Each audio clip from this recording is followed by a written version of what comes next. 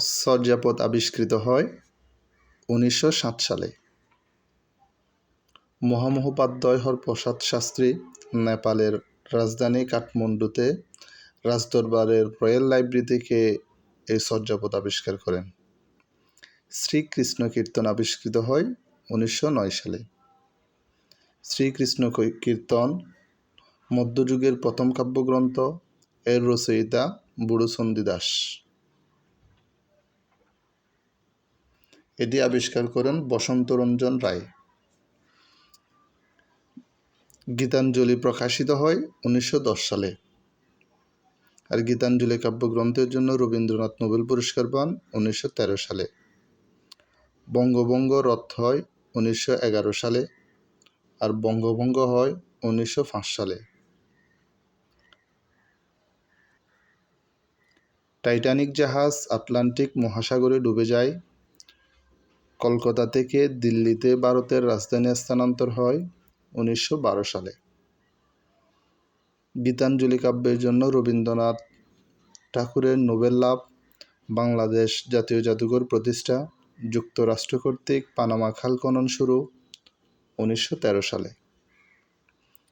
প্রথম বিশ্বযুদ্ধ শুরু, সবুজপত্র পত্রিকা প্রকাশ 1914 সালে।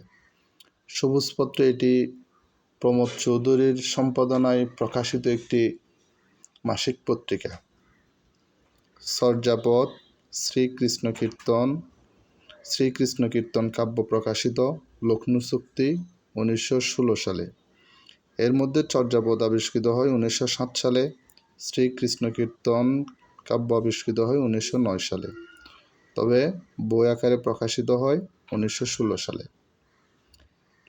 লেনিনের নেতৃত্বে রুশ বিপ্লব, বলশেভিক বিপ্লবের আরেক নাম ফেব্রুয়ারি বিপ্লব, অক্টোবর বিপ্লব এবং রাশিয়ায় জারতন্ত্রের অবসান, পুলিৎজার পুরস্কার, এটি যুক্তরাষ্ট্র কর্তৃক সাংবাদিকতা, সাহিত্য ও সংস্কৃতি অবদানের জন্য এই পুরস্কারটি প্রদান করা হয়।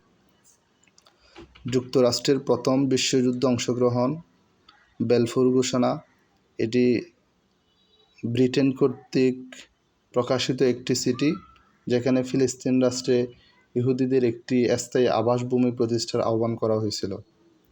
আর এই কয়টি ঘটনা ঘটে 1917 সালে।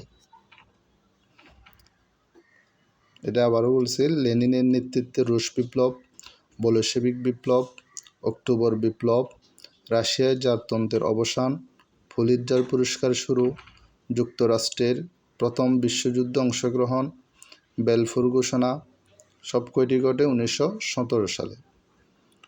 প্রথম বিশ্বযুদ্ধ শুরু হয়েছিল 1914 সালে, শেষ হয় 1918 সালে।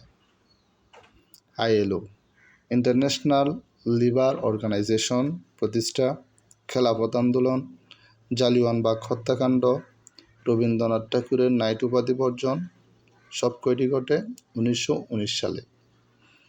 এর মধ্যে রবীন্দ্রনাথ 1915 সালে নাইট উপাধি লাভ করেছিলেন। জালিয়ানবাগ হত্যাকাণ্ডের প্রতিবাদে রবীন্দ্রনাথ 1919 সালে নাইট উপাধি বর্জন করেন।